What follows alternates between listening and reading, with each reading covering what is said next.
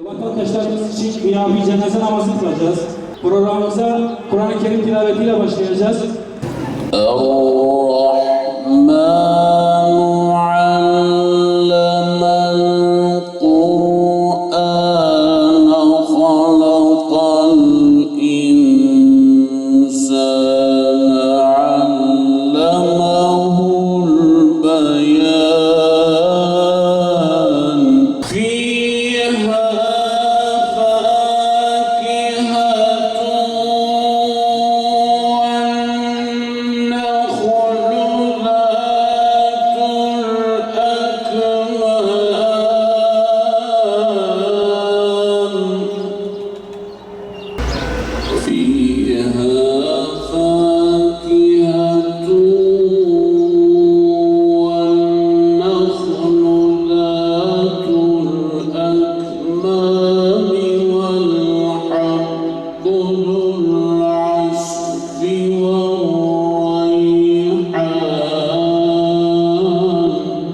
Kimi eshabeler şunu söylüyorlardı.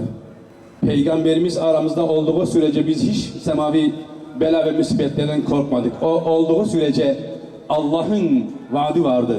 Habibim sen onların arasında olduğun sürece ben onları cezalandırıcı değilim, azap edici değilim. Peygamberimiz bugün yok.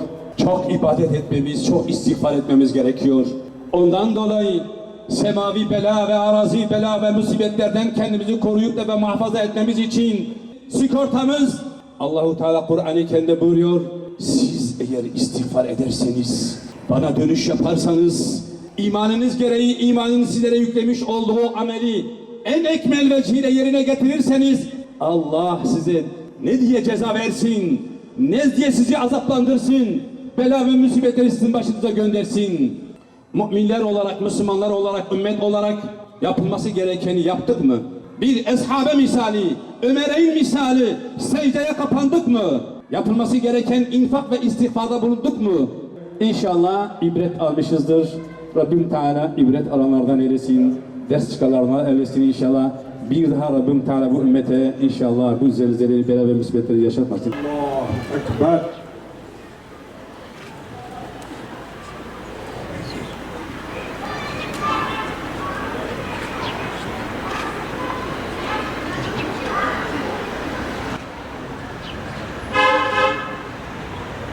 Allahu Ekber.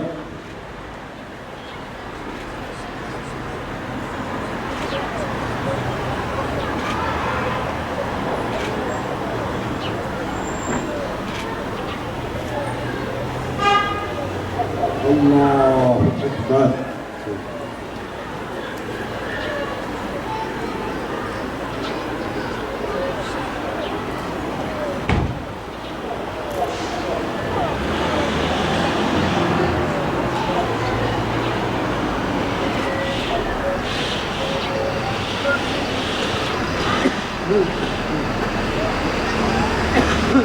Allahu Ekber. Selamun Aleyküm ve Rahmetullah. Esselamu Aleyküm ve Rahmetullah. Al-Fatiha.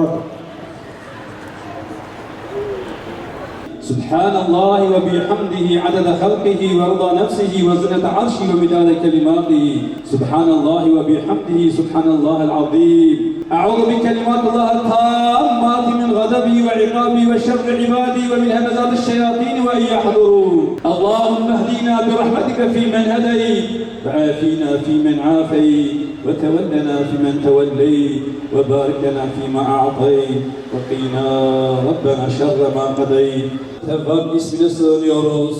Tevbelerimizi kabul buyur ya Rabbi. Ya İlahel Alemin ve ya Ekremel Ekremin. Sen gücünü bizlere gösterdin. Ya Rabbel Alemin bizlerin ne kadar zayıf olduğunu sen bizden daha iyi bilirsin. Bizi gözümüzün kapayıp da açacak kadar nefsimize bırakma. Biz nefsimizin şerrinden, şerrilerin şerrinden sana sığınırız ya Rabbi. Bizleri koru ve muhafaza eyle ya İlahel Alemin ve ya Ekremel Ekremin. Ya Rabbi şu ümmete, şu millete bir daha böylesi zelzeleleri, şöyle böylesi depremleri yaşatma ya Rabbel Alemin.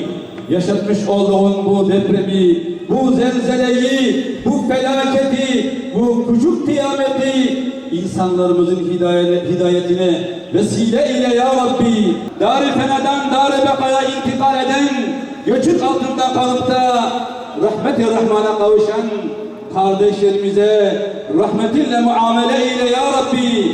Mekanlarını cennet eyle ya Rabbi. Mekamlarını âli eyle ya Rabbi. Ya Rabbel alemin şehadet mekamını ihsan ve ikram eyle ya Rabbi. Ya ilel alemin geride kalan akrabalarına sabr-ı cemiller ihsan eyle.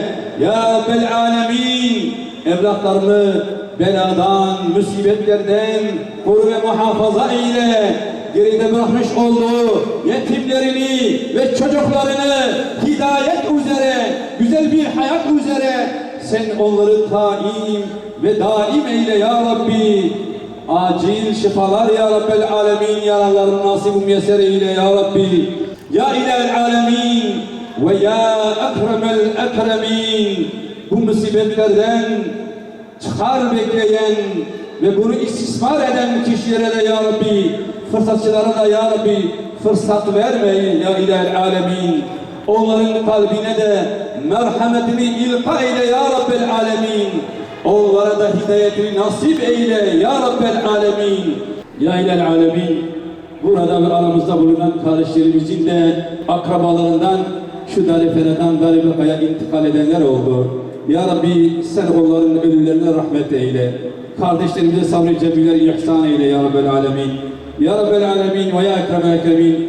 Böylesi felaketler olduğu zaman ümmete düşen görev bu kardeşlerimizin en iyi şekilde ihtiyaçlarını gidermek, maddi ve manevi destek bulunmaktır.